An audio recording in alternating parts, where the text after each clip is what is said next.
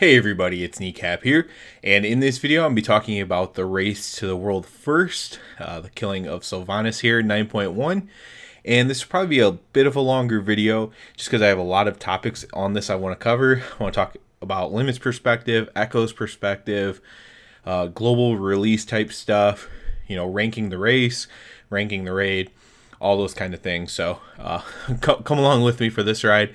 We're going to be discussing this at length with a lot of nuance. So if you like some thought, this video will be for you. So first of all, we should start off by saying congratulations to Echo. They played so well. Watching them was crazy because if you're in like a lower end mythic guild like me, or maybe you're just like in a heroic guild, maybe a high end heroic guild, you know the feeling of, you're not super consistent, right? Like you might have like a couple really good nights or something where you're super consistent, but overall you're not super consistent. And Echo just going in and just being hyper consistent, pull after pull, with good results, pull after pull, and just getting better and better. And it's great to watch, and it's a testament. Because it goes beyond skill. Limits players are also really skilled, but there's almost like this sense of, it's hard to compliment one team without it seeming like a dig on the other.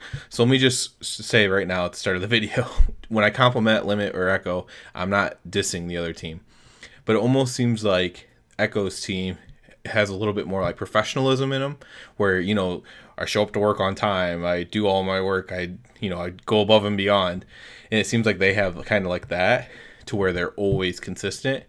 And whereas Limit doesn't seem to quite have as much of that, they have like some of that, but not as much as Echo. And it's not a dig at Limit, it's just saying Echo has a lot of that, and it really paid off, at least for this tier. Just being able to, because this tier, everything was able to be killed in the first week. You just had to do everything perfectly in the first week, and they were able to just fight through and do all that kind of stuff. So huge congrats to them. Very, very impressed by them.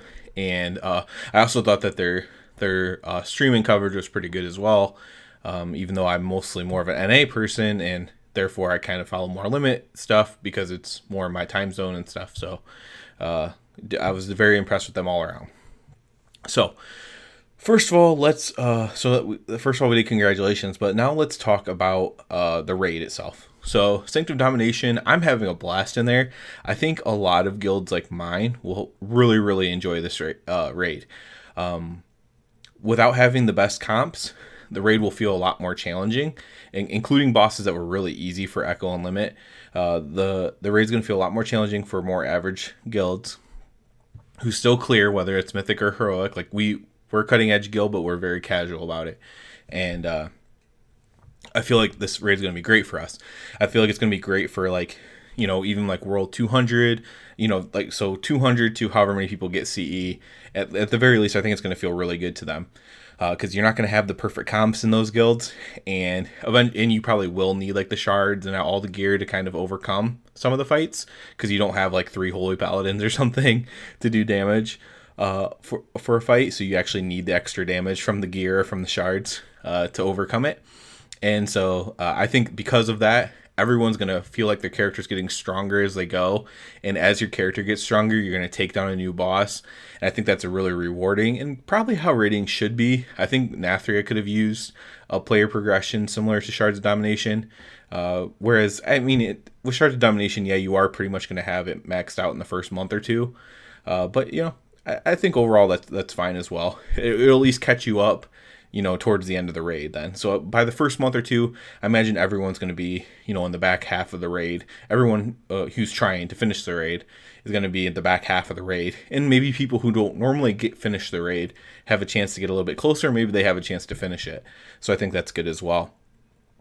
There are some obvious things we have to talk about, namely Fate Scribe and KT as far as bad things go. KT, I don't view that one as bad.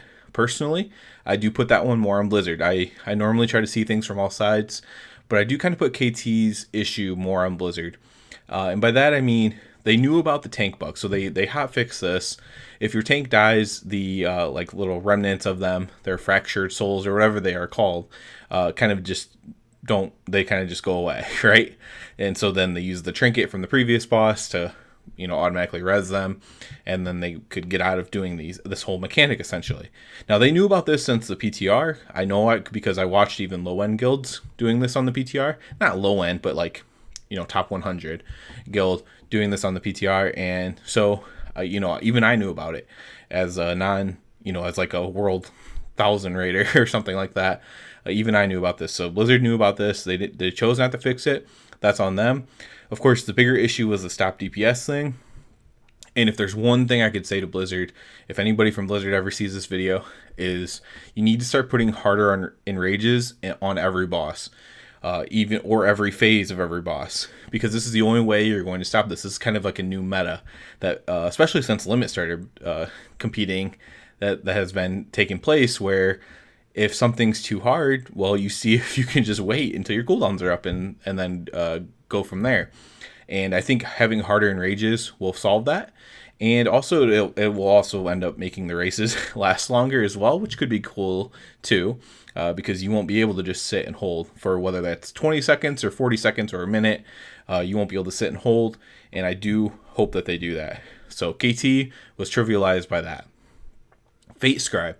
Now, they did not do any hotfix to Fate Scribe, which makes me think that it actually is working as intended.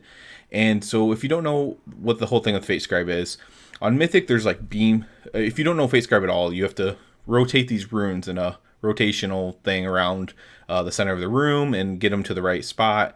And then, you can move on with the fight, essentially. You have a set time to do this, and you can rotate them clockwise or counterclockwise. Now, on Mythic difficulty, the difference is there'll be like a death beam from the center to the rune that you're walking. And therefore, if one group is going counterclockwise, one group is going clockwise, you could run into each other and kill each other.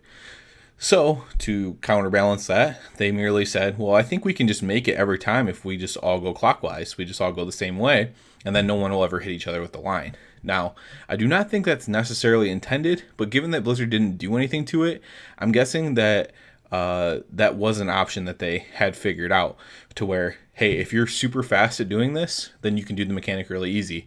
But if somebody goes slow or messes up, then someone's going to have to get on the other side and go counterclockwise or whatever. Or for whatever reason your guild can't figure out how to go fast enough to do it, then you will have to deal with the mechanic. And so I think it's just something that a world first raider will trivialize. We'll see what happens, like when a guild like mine gets there.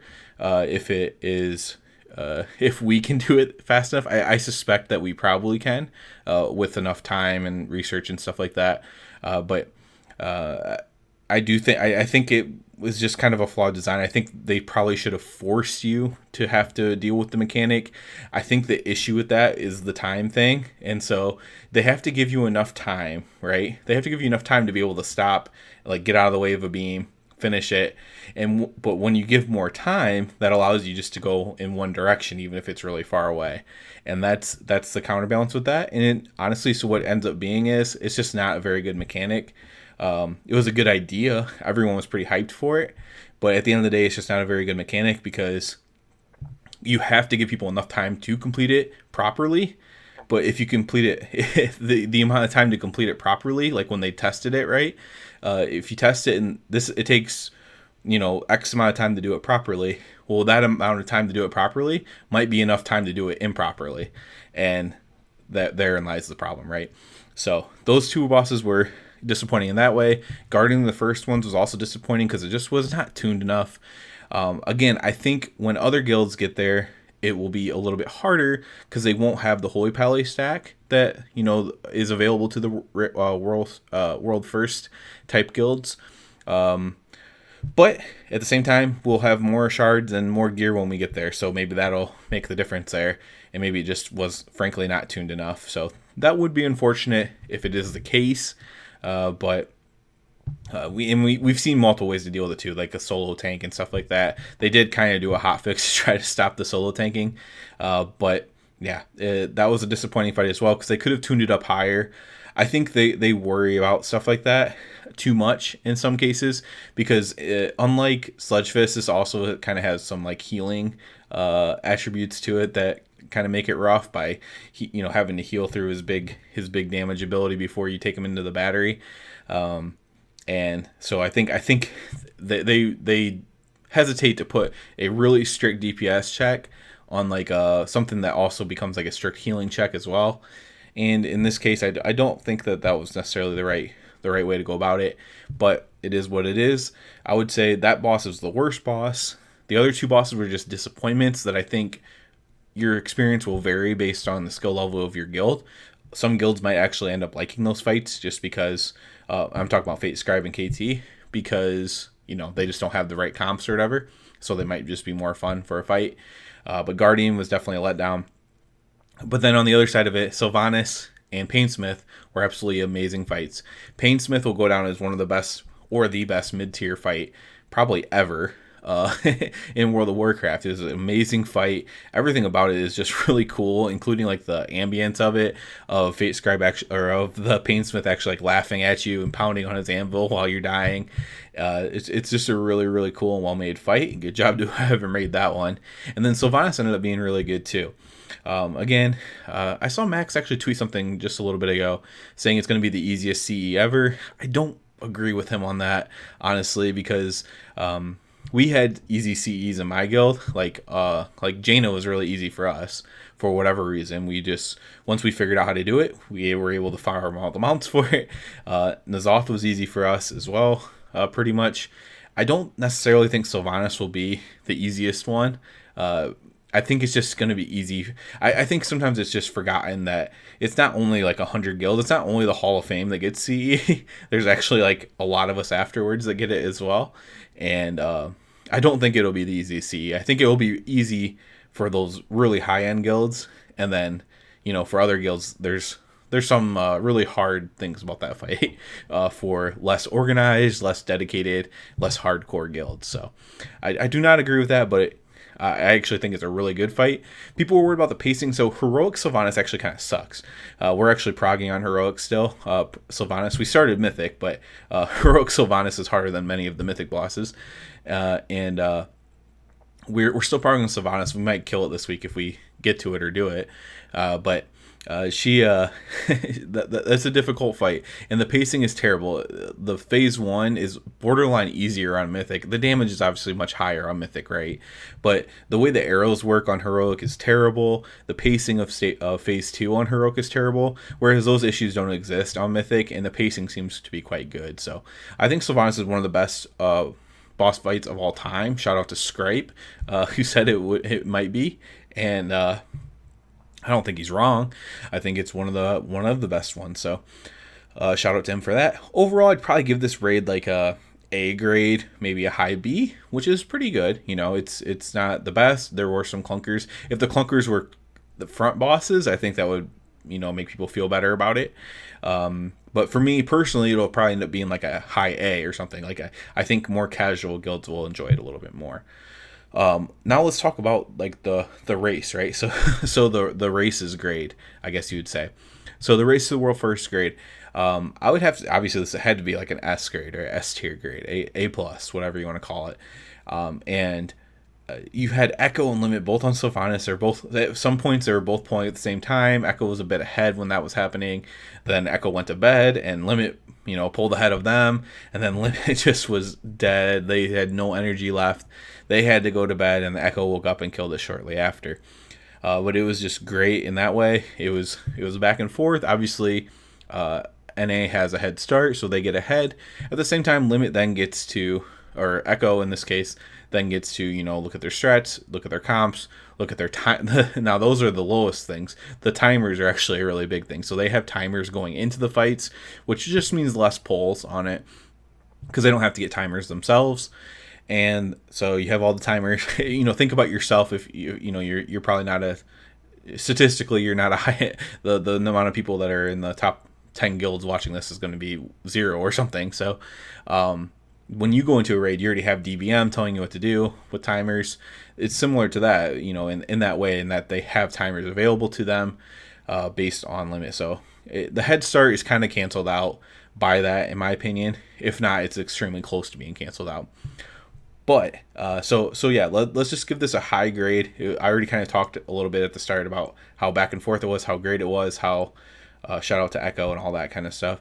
I do want to say one negative thing real quick though, and it's actually about Complexity's stream. They were extremely negative in their stream. I didn't see that in Echo, but I don't watch Echo constantly. Echo stream constantly again because of time variance.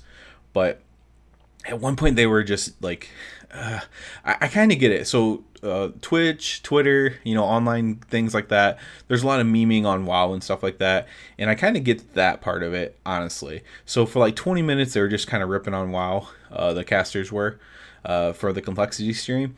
But what really kind of bugged me for whatever reason was at the end of that. So like as they finished up the ripping on WoW segment to get back into actual casting, one of them was like bragging that they like harass Ion, the lead dev for Warcraft, that they harassed him on Twitter.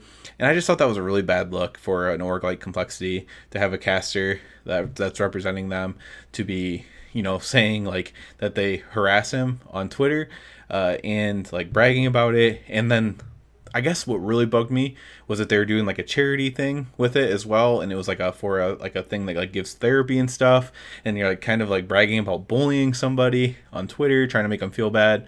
I don't know. It just wasn't a good look to me. Maybe I'm just old or whatever, but for me, that was a really big bummer for me, honestly, and it made me, actually root for Echo a little bit after that, frankly, just because it just seemed really unprofessional to me personally. Whatever. I just wanted to point that out there because it was something I felt strong about, honestly. So let's talk about, to finish up the video here. Again, it's going to be a quite long video. To finish up the video, let's talk about the global release issue, right? So the sentiment on Twitter, for example, is we'll just release at the same time. It's easy.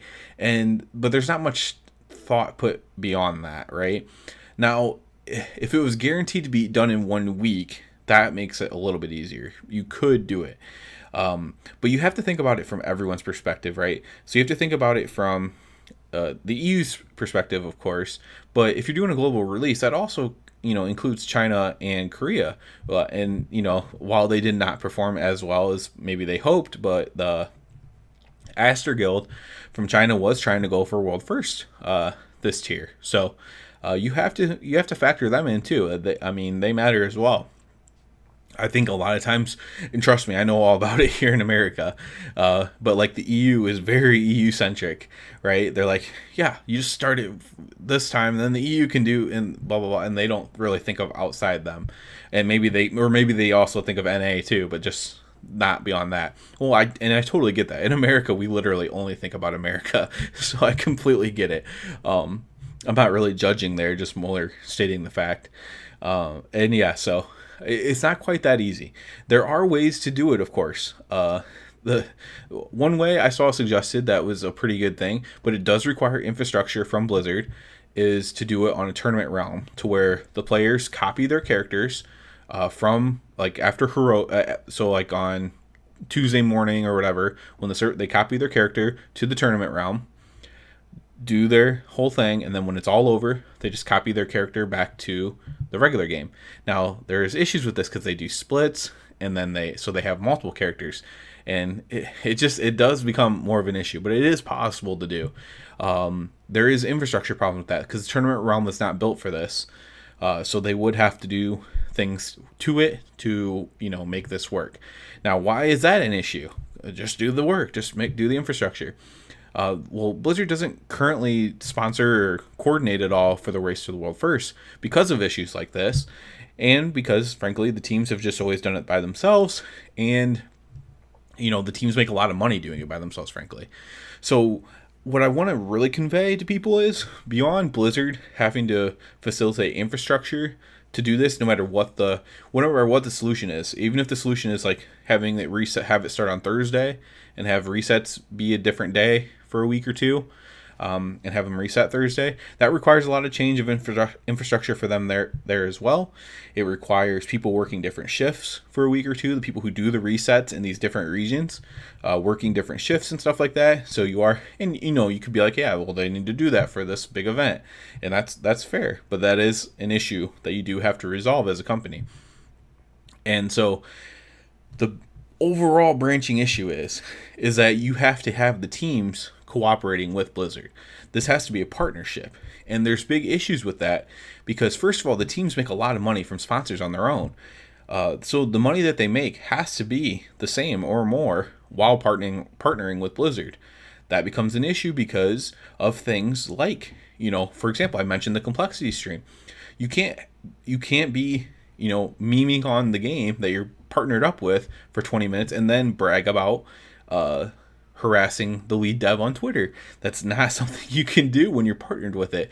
Think of any sports organization, and this is what it would be as an esport, right? As soon as you start working with the company, working with the owners as the players, you all of a sudden become a sport or an esport. And this would become an esport, and you can't just be crapping openly on the game and the owners, because then there has to be some repercussion to it, because the other side has to show that they have power as well. That's just how it works. You think of any sport, whether it's soccer, whether it's football, whether it's baseball, whether it's basketball, it doesn't matter, whether it's hockey. That's just the way it works. And there has to be a level of cooperation shown, a level of respect shown.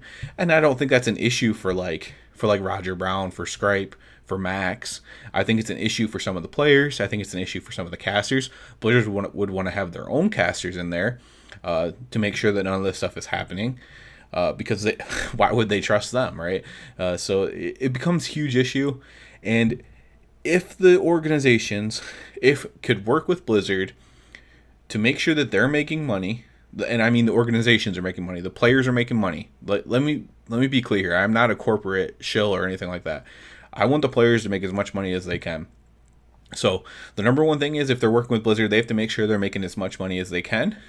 But with that, some level of respect needs to be shown, some level of professionalism needs to be shown, and some concessions need to be made as far as, hey, now that we're doing this officially, if you're kind of doing something we don't like, we're just going, instead of being like, man, we're going to let you get away with that. And you see sometimes they let them get away, sometimes they don't. In my opinion, in this case, you just can't let them get away with stuff. So when they see you getting away with something they don't like, they're just going to have to just be like, hey, no, wipe it. We're got to fix this real quick. And yeah, that's just going to have to be the way it is. And it's a rough situation, because I don't know if the orgs want to do that. I don't know if the orgs want to deal with that. They, like I said, they make a lot of money already. So I think it would have to be lucrative for them to even kind of partner up with Blizzard to do this. But without partnering with Blizzard, there's no way this is going to happen, because it's just not worth it to them to do the infrastructure stuff if it's not a partnership. So that's my thoughts on this. That was a long video, I know. But after watching Race to the World First for a week, you have a lot of thoughts on it, I guess. So, as always, I do ask you to please subscribe to the channel, because it helps me out so much. And other than that, everybody, have a good one.